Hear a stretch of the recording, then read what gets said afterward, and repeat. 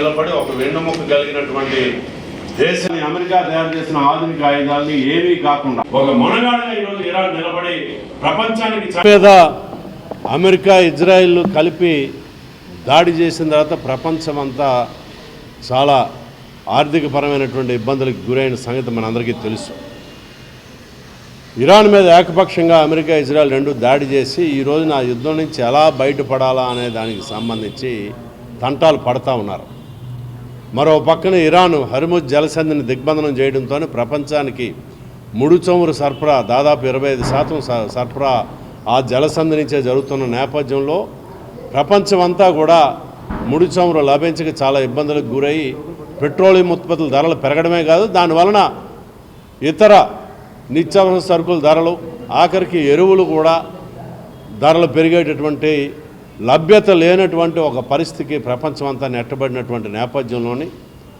Iran మీద జరిగినటువంటి యుద్ధం కానివ్వండి, అంతకుముందు నుంచి రష్యా ఉక్రెయిన్ల మధ్య జరిగిన యుద్ధం కానివ్వండి, లేకపోతే గాజా మీద ఇజ్రాయెల్ దాడి కానీ వీటన్నిటిని ఖండిస్తూ యుద్ధాలు వినాశనానికి తప్ప అభివృద్ధికి దోహదపడవు. ఈరోజు అమెరికా తన మనుగడ సాగించడం కోసం, తన దేశంలో ఉన్నటువంటి ఆర్థిక సంక్షోభం నుంచి బయటపడడం కోసం ఏకపక్షంగా సామాన్య చిన్న దేశాల మీద యుద్ధాలు చేస్తూ మనుగడ సాగించేటటువంటి తరంలో ఇక అది ఎంత మాత్రం చల్లదని ఇరాన్ యుద్ధం మనకి నిరూపించింది. ఈరోజు అమెరికా ఇజ్రాయెల్ కూడా యుద్ధం నుంచి ఎలా బయటపడాలన్నది ఆలోచన చేసుకునే పరిస్థితి వచ్చింది. ఈ సందర్భంగా మన దేశంకి సంబంధించి మన వెన్నుముకలైనటువంటి ప్రధానమంత్రి అన్నది మరోసారి ప్రపంచం అంతా నిరూపితమైంది. మన నరేంద్ర మోడీ ఈరోజుని ఇరాన్ లాంటి చిన్న దేశం అమెరికాకి ఎదురొడ్డి నిలబడినటువంటి ఆ దేశం, మనము భారతదేశం ఎంత పెద్ద దేశం, ప్రపంచంలోనే అత్యధిక జనాభా కలిగిన అభివృద్ధి చెందుతున్నటువంటి ఆర్థిక వ్యవస్థగా ఉన్నటువంటి ఈ దేశం అమెరికా ఏ ఆంక్షలు విధిస్తే, ఏ టారిఫ్లు విధిస్తే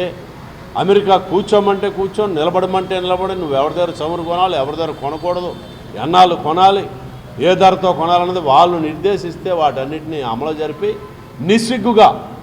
మళ్ళీ ప్రపంచం ముందుకు వచ్చి భారతదేశ యువత ప్రయోజనాల కోసమే నేను ఈ రకంగా వ్యవహరించాల్సినటువంటి పరిస్థితి వస్తుందని చెప్పని నీకు చేతకాక నువ్వు అమెరికాకి లొంగిపోయి ఈరోజు దాని నుంచి బయటపడలేక అదేదో ఈ దేశంలో యువత ప్రయోజనాల కోసమే అమెరికా ఏమి చెప్తే అమెరికా చెప్పినట్టల్లా ఆడడం అన్నది జరుగుతుందని చెప్పని చెప్పుకోవడం అంటే ఎంతకన్నా సిగ్గుమాలిన పని మరొకటి లేదని చెప్పని ఈరోజు దాన్ని నిరసిస్తూ ఈ ధరల పెరుగుదలకి వ్యతిరేకంగా ప్రజలను సమీకరించాలి. ఇంత బలహీనమైనటువంటి ప్రధానమంత్రిని ఇప్పుడు దాకా భారతదేశ స్వతంత్ర చరిత్రలో చూడలేదు.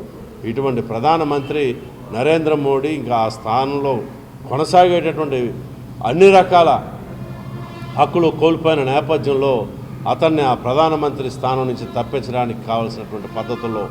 ప్రజల్లో ఒక చైతన్యం తీసుకొచ్చి ముందుకు పోవాలని చెప్పని వామపక్ష పార్టీలుగా భావిస్తాం.